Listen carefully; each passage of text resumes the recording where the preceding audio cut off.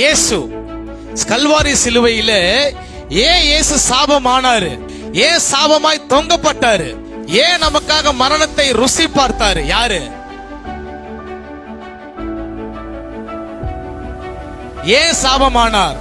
ஆபிரகாமுடைய ஆசீர்வாதத்தை பெற்றுக்கொள்ளும்படி, அதை விசுவாசித்து பெற்றுக்கொள்ளும்படி கிறிஸ்து எனக்காக சிலுவையில சாபமானார்.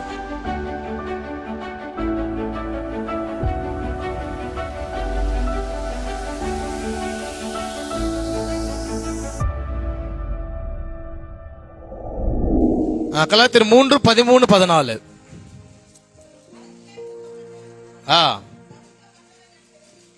மரத்திலே தூக்கப்பட்டவன் எவனும் சபிக்கப்பட்டவன் என்று எழுதியிருக்கிறபடி கிறிஸ்து நமக்காக சாபமாகி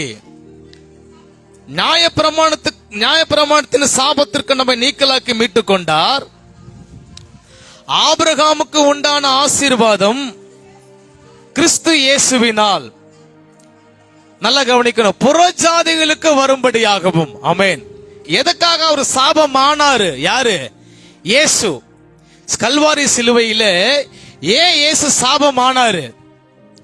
ஏன் சாபமாய் தொங்கப்பட்டாரு? ஏன் நமக்காக மரணத்தை ருசி பார்த்தாரு? யாரு? சொல்லுங்க, யாரு? சத்தமா எல்லாரும் சொல்லுங்க, யாரு? எல்லாரும் சந்தோஷமா இருக்கிறீங்களா? மகிழ்ச்சியா இருக்கீங்களா? ஆமென்.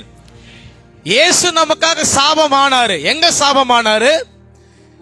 கல்வாரி மரத்துல, சிலுவையில. எதுக்காக சாபமானாருனாக்கா, ஆபிரகாமுடைய ஆசீர்வாதத்தை புறஜாதிகளாகிய நமக்கு, அங்க வாசிக்கிறோம் 14, ஆபிரகாமுக்கு உண்டான ஆசீர்வாதம் கிறிஸ்து இயேசுவினால் புறஜாதிகளாகிய வரும்படியாகவும் ஆவியை குறித்து சொல்லப்பட்ட வாக்குத்தத்தத்தை நாம் விசுவாசத்தினால பெரும்படியாக இப்படி ஆயிற்று. அப்ப கிறிஸ்து எனக்காக சாபம் ஆயிட்டாரு. எங்க? கல்வாரி சிலுவையில. கவனிங்க, கிறிஸ்து இயேசு எனக்காக எங்க ஆனாரு? கல்வாரி சிலுவையில. சொல்லுங்க, பக்கத்துல கையை கொடுத்து சொல்லுங்க, கிறிஸ்து இயேசு. பக்கத்துல கையை கொடுத்து சொல்லுங்க, கிறிஸ்து இயேசு எனக்காக சாபமானாரு. ஏன் சாபமானார்? ஆபிரகாமுடைய ஆசீர்வாதத்தை பெற்றுக்கொள்ளும்படி, அதை விசுவாசித்து பெற்றுக்கொள்ளும்படி கிறிஸ்து எனக்காக சிலுவையில சாபமானார். ஆமென். சொல்லுங்க, ஆமென். அப்ப இதுதான் ஆசீர்வாதம் என்கிறது. ஆபிரகாமுடைய ஆசீர்வாதத்தை புறஜாதிகளாகிய நமக்கு வரும்படி கல்வாரி சிலுவையில இயேசு சாபமானார். உனக்காக, எனக்காக. ஆமென்.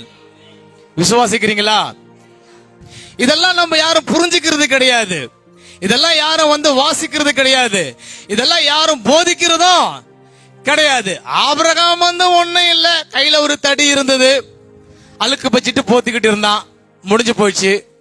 இல்லையே, 13 வாசிக்கிறோம், வெள்ளியும் பொண்ணுமுடைய சீமானா இருந்தானே, பூமி தாங்க கூடாத அளவுக்கு சொத்து இருந்தது. அப்ப நமக்கு இருக்க கூடாதா? அப்ப ஆபிரகாமுடைய ஆசீர்வாதத்தை பெற்றுக்கொள்ளும்படி கல்வாரி சிலுவையில இயேசு சாபமானார் என்று சொன்னது தப்பானதா? பொய்யான உபதேசமா பவுல் அப்போஸ்தலன் போதிக்கிறது? அல்லது பவுல் அப்போஸ்தலன் பொய்யான ஒரு உபதேசத்தை பரப்புகிறாரா? பொய்யான ஒரு போதனை சொல்றாரா? இல்லையே, உண்மையை தான் சொல்றாரு. அந்த ஆபிரகாம் பெற்றுக்கொண்ட ஆசீர்வாதத்தை நீங்களும் பெற்றுக்கொள்ளும்படி, அந்த ஆபிரகாம் அனுபவிக்கிற அந்த ஆசீர்வாதத்தை நீங்களும் அனுபவிக்கும்படி கல்வாரி சிலுவையிலே இயேசு உங்களுக்காக சாபமானார். நாம் ஆசீர்வாதமாக இல்லைன்னா அவன் மேலே எங்கேயும் பார்ப்பான். இந்த ஆளே பார்க்கறதுக்கு பரதேசி மாதிரி இருக்கிறான். இப்ப இவரு சொல்ற ஆண்டவரை நாங்க ஏத்துக்கிட்டோம்னா எனக்கும் அதே நிலைமை தான். நான் ஆரம்பத்தில் உங்களுக்கு சொன்னது போல, யார் ஆசீர்வதிக்கணுமோ அவங்க தான் ஆசீர்வதிக்கணும். பெரியவங்க, திருமணமான தம்பதிகளை எல்லாரும் என்ன பண்ண முடியாது. அப்ப அதே போல நாம ஆசீர்வாதமா வாழ்ந்தாதான் அந்த ஆசீர்வாதத்தை அடுத்தவங்களுக்கு நம்ம என்ன பண்ண முடியும், சொல்ல முடியும். அவங்களும் ஆசீர்வாதமாக இருக்க முடியும். இல்லைன்னா இருக்க முடியவே முடியாது. நம்ம தரித்திரத்தில் இருந்தோம்னா அவங்க இயேசு என்ன பண்ணிக்க மாட்டாங்க, ஏற்றுக்கொள்ள மாட்டார்கள். ஆகையினால் அருமையானவர்களே, கர்த்தருடைய ஆசீர்வாதம் உங்களுக்கு ஐஸ்வர்யத்தை தரும். ஆபிரகாமை போல நாம் இருக்க வேண்டும். ஆபிரகாமை போல வெள்ளியும் பொன்னுமுடைய சீமானாய் நாம் என்ன பண்ண போறோம்? இருக்கிறோம். அதுக்காக தான் இயேசு சிலுவையை சுமந்தாரு. நான் சொல்ல, பைபிள் சொல்லுது. ஆமேன். சொல்லுங்க ஆமேன். எல்லாம் அறிக்கை பண்ணலாமா? தலைமையில கையை வச்சுக்கிட்டு, கல்வாரி சிலுவை இல்லை. எல்லாம் சத்தமா சொல்லுங்க, கல்வாரி சிலுவை இல்லை.